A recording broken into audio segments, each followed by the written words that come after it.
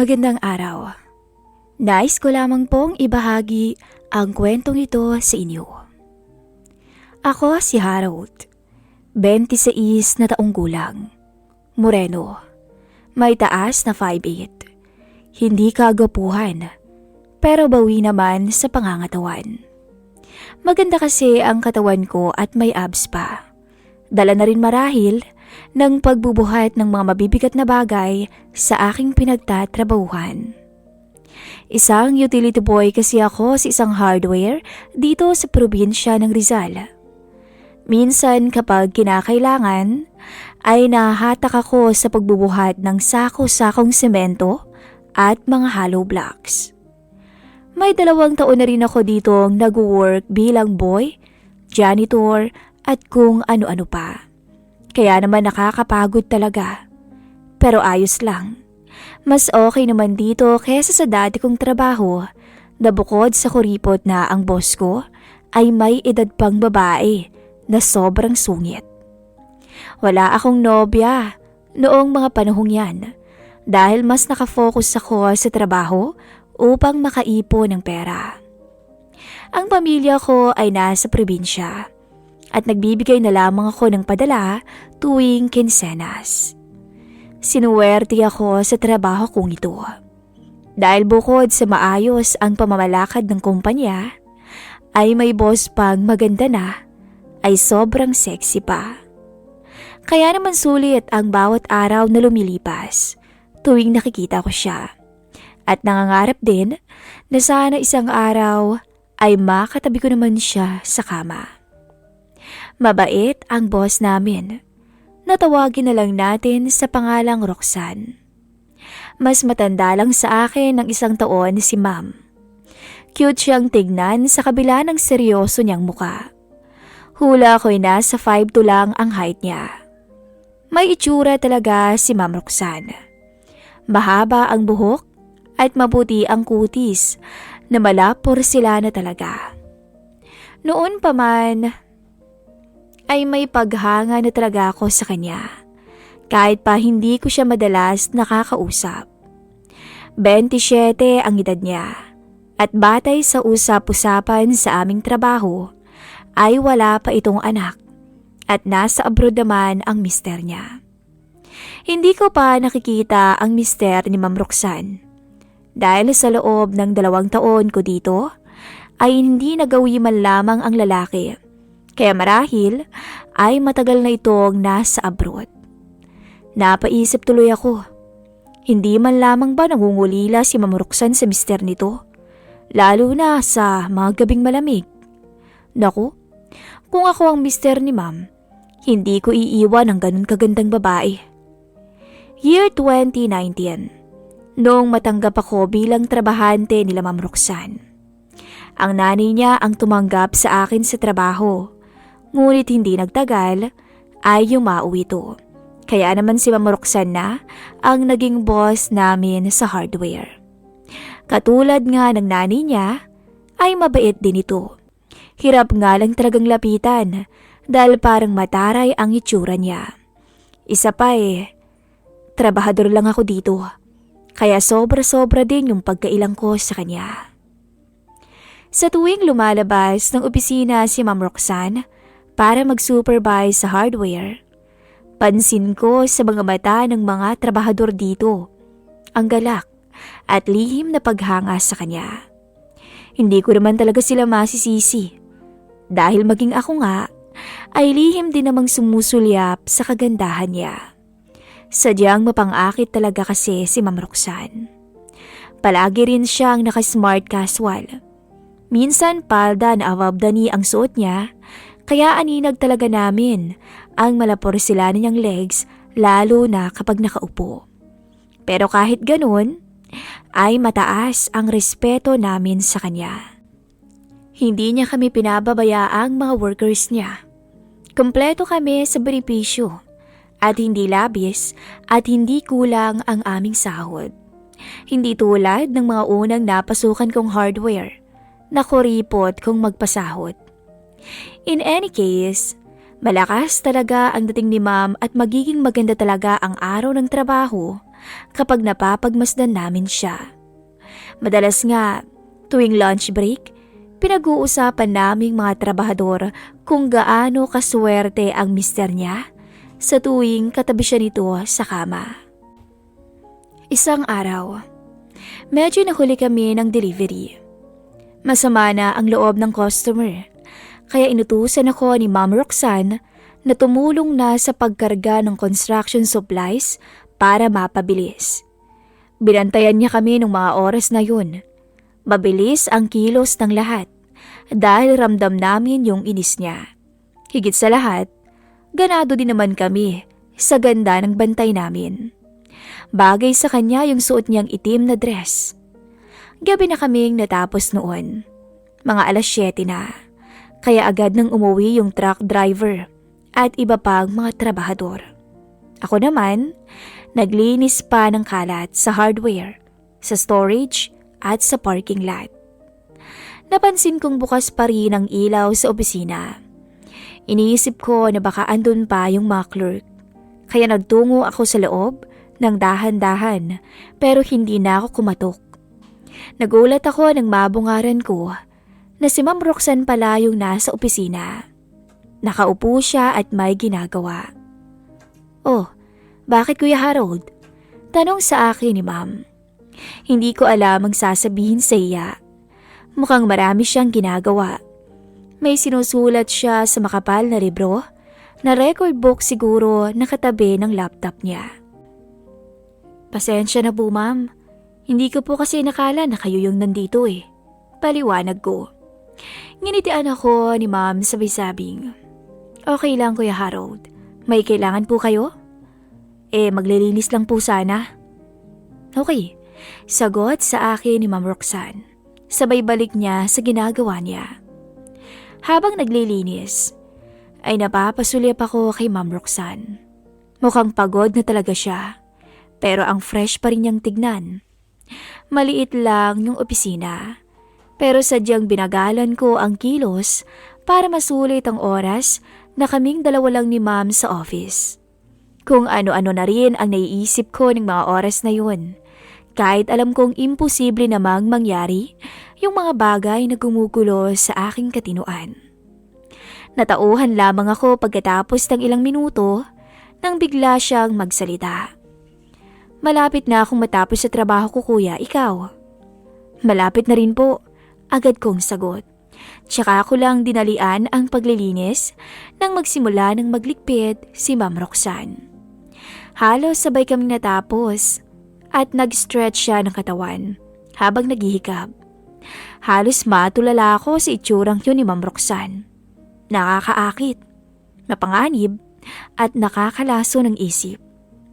Agad ko namang iniiwas ang tingin ko nang napansin niyang nakatingin ako sa kanya. Pero hindi naman siya nag-react.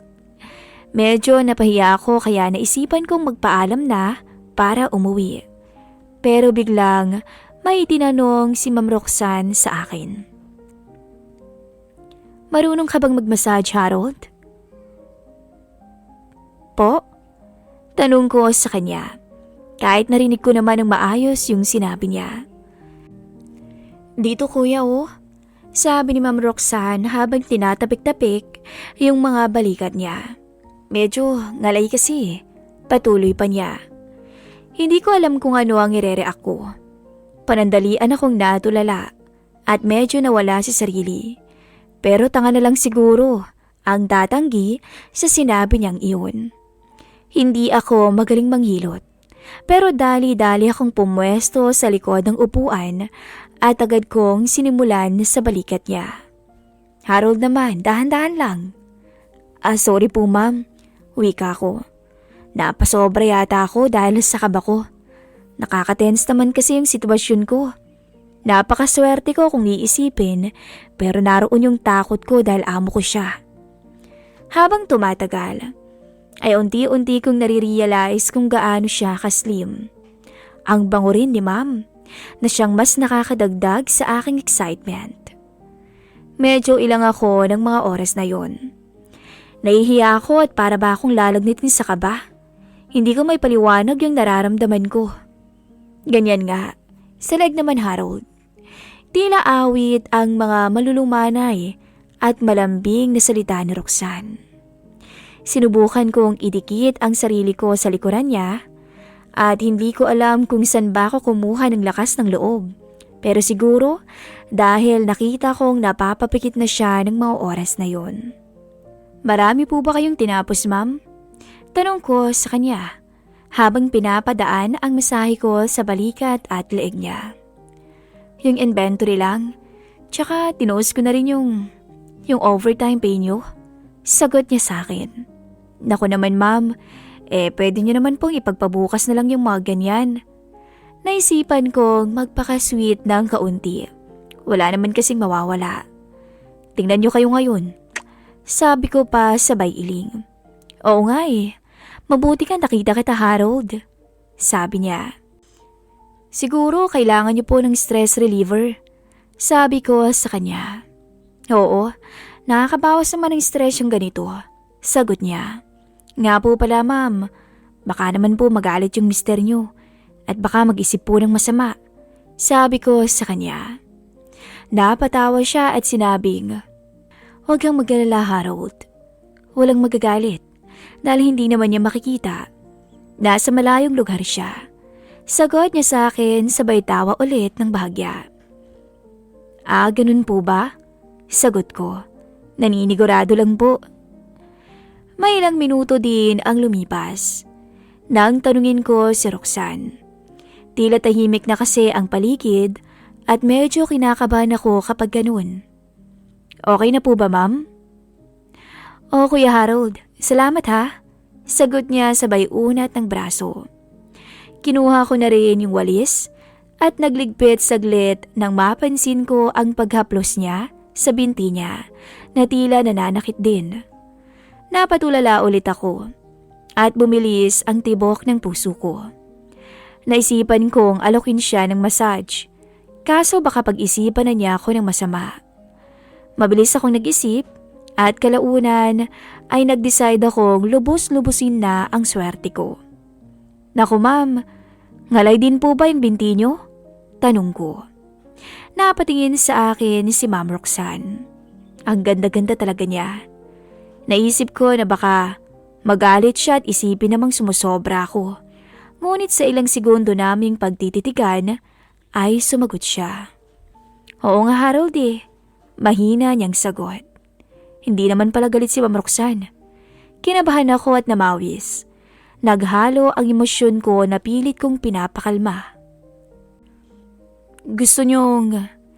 Hindi ko na naituloy ang aking sasabihin dahil mukhang nahulaan na ni Ma'am yun. Kaya nagsalita to agad.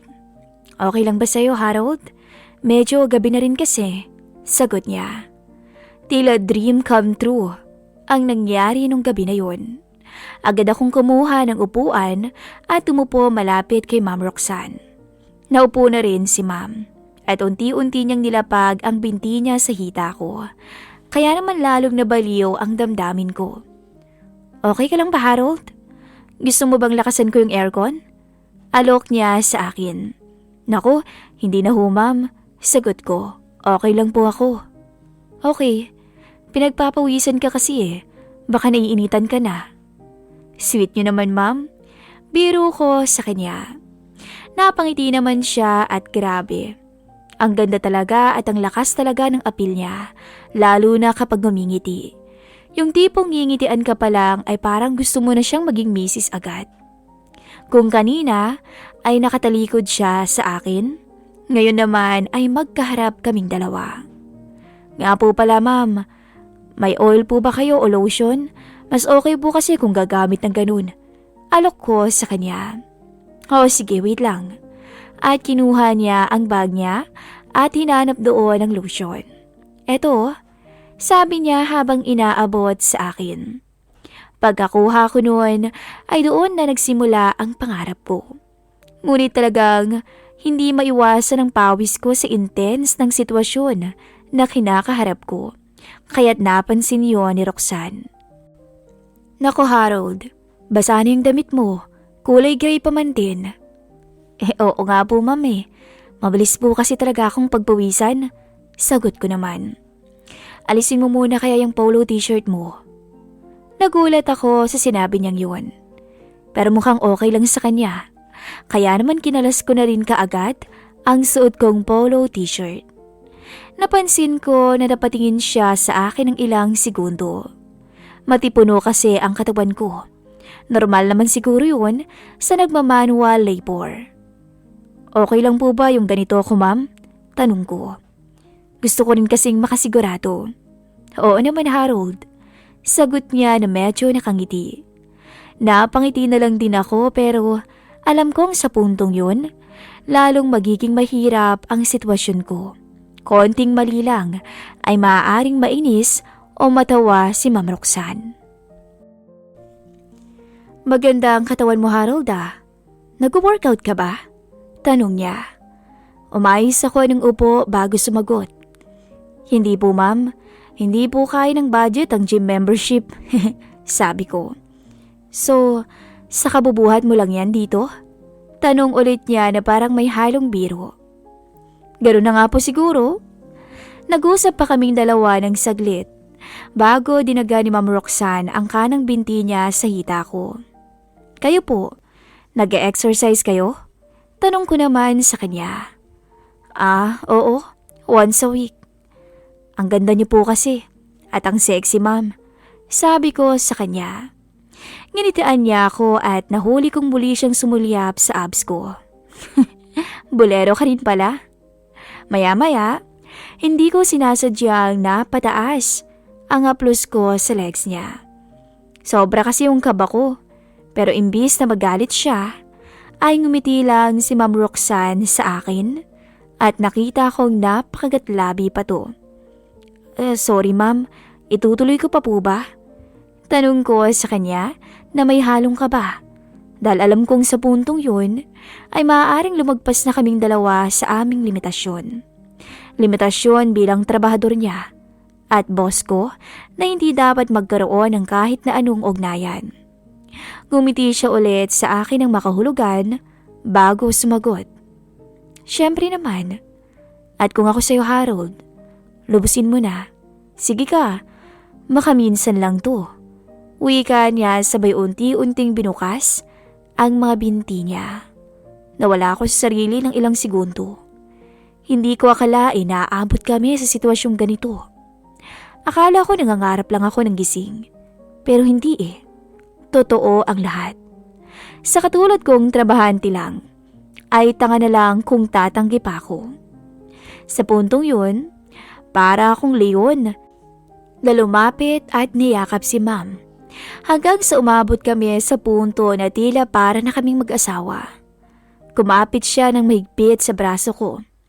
Nakapikit siya at tila sinusulit din ang pagkakataong iba ang kasama niya sa rurok ng kasalanan. Alam kong dala lang to marahil ng labis na pangungulila niya sa mister niya. Kaya't susulutin ko na rin talaga ang pagkakataong to. Sa maiksing oras na yun ay halos lahat ng sulok ng opisina ay hindi namin pinalampas. Iba ang gigil ni ma'am ng mga sandaling yun. Siguro ay sa akin na lamang niya ibinaling ang labis niyang pangungulila sa mister.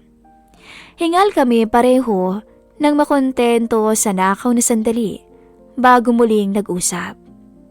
Alam mo, first time ko to si hindi ko asawa. Wika niya sabay tingin sa akin.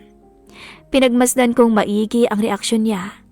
Akala ko nagsisisi siya pero bigla tong umiti na parang sobrang saya niya sa namagitan sa amin. Kahit ako rin naman ay hindi makapaniwala. Napamura pa ako sa isip ko. Hindi ako makapaniwalang mangyayari ang lahat ng yun sa loob ng isang gabi.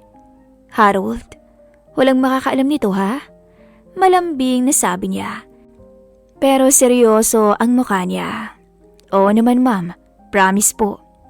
Ngumiti siya at nginitaan ko rin siya.